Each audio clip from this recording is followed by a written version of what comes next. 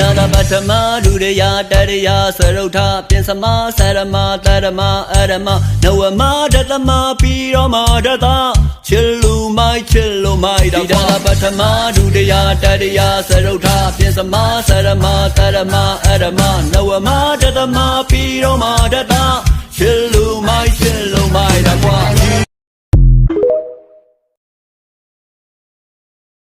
အားလုံးစီကချာကရာတွေကိုစုပ်ယူလိုက်တာကြောင့်သူတို့တော့ဒုက္ခရောက်ပြီးဖြစ်တဲ့အကြောင်းရင်ကူလာမကပြောပါတယ်။ကယ်တိုရုပ်ထုမရှိတော့တဲ့အတွက်အမိအောင်ချာကရာလက်ခံမှု Sasuke ရဲ့ဆူဆာနိုကိုအသုံးချနေရဖြစ်ပြီး Sasuke ရဲ့ Rinnegan နဲ့တိုက်ပွဲအတွေ့အကြုံကြောင့် Hagoromo နီးပါးအစွမ်းထက်နေပြီလို့သတိပေးလိုက်ပါတယ်။သူသတိပေးနေတဲ့အချိန်မှာပဲ Sasuke ရဲ့ဆူဆာနိုကအမိအောင်တွေစီကချာကရာကြောင့် Tebi ဆူဆာနိုအဖြစ်အသွင်ပြောင်းသွားခဲ့ပြီး Naruto ရဲ့ Shadow Clone Jutsu ကလည်းကိုယ့်ရဲ့အားနည်းချက်ဖြစ်တဲ့ထိကျက်နေရကိုဖုံးဝဲဖို့အတွက်ပဲလို့ပြောရင်အနားကိုချက်ချင်းရောက်လာပြီးတီးချလိုက်ပါတယ်။ ကူရာမ Tebi ပေါက်တွေဝိုင်းချုပ်ပြီးတိုက်ပြီးမြဲလေဖြုံအောင်မဖြုံလဲဆူဆာနိုကြောင့် Sasuke တိုက်တဲ့မြောက်ကိုအလူးလဲခံနေရပြီးဘလုံးမှထိခိုက်အောင်လုပ်လို့မရပဲသူ့ရဲ့ Tebi ပေါက်၃လုံးကိုပါဆူဆာနိုရဲ့ Lightning Arrow ၃ချောင်းကဖြတ်ပြီးထိခိုက်သွားပါတယ်။ပြီးရင်နောက် Sasuke ကနောက်ထပ်ပွဲတိုက်ပွဲတစ်ခုကိုထုတ်သုံးဖို့ပြင်နေရကြောင်း Naruto ကလည်းသူ့အစတွေကတဘာဝချာကရာတွေထိုင်စုခိုင်းထားတဲ့ကူရာမကိုမရသေးဘူးလားလို့နှမ်းမိလိုက်ပါတယ်။ကိုရာကိုဖြုတ်လိုက်တာနဲ့ညပြလာတဲ့တဘာဝစွမ်းရည်နေအားလုံးက Naruto ကိုယ်ထဲကိုစီးဆင်းသွားပြီး Tebi ပေါက်၃ခုကပေါင်းဆက်သွားတာကိုလည်း Sasuke ကခန်းစားမိလိုက်ပါတယ်။အဲဒါကြောင့် Sasuke ကသူ့ကိုနောက်ဆုံးတော့တတ်တော့မှလားလို့မေးလိုက်ပြီး Naruto ကလည်းသူတို့နှစ်ယောက်အတူတူအချိန်ကြာကြီးရှိခဲ့တာဖြစ်တဲ့အပြင် Sasuke ကိုလည်းမျက်မျက်တတနဲ့တိုက်ခိုက်ပြီးအနိုင်ယူခြင်းပေမဲ့လက်ရှိ Sasuke ကိုတော့မဟုတ်ဘူးလို့ပြောရင် Tebi Ashura Form ကိုထုတ်လိုက်ပါတယ်။ပြီးရင်နောက် Ashura မုတ် Seijusu Sibas Ultra Bibor Rasengan နဲ့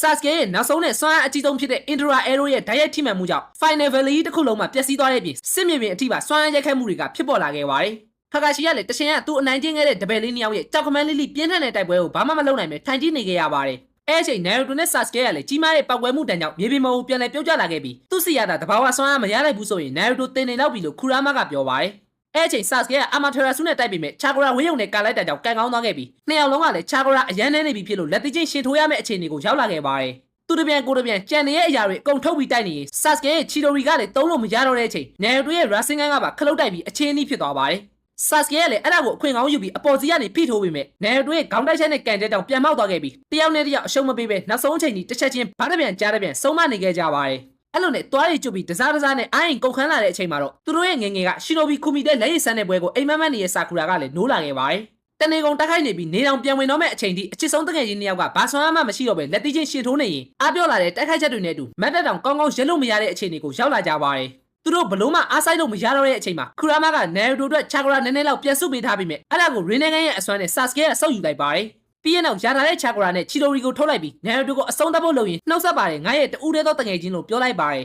။ဒါပေမဲ့ခေါင်းဘက်ကနေမြင်လိုက်ရတဲ့ Naruto က Chidori မထိခင်အနားကိုကတ်သွားလိုက်ပြီးပင့်လိုက်သည့်တလုံးအားရပါရပြစ်ထည့်ပေးလိုက်ပါတယ်။ Sasuke ကလည်း Naruto ကထက်ကသူ့ကိုတားဆီးနေတဲ့အတွက်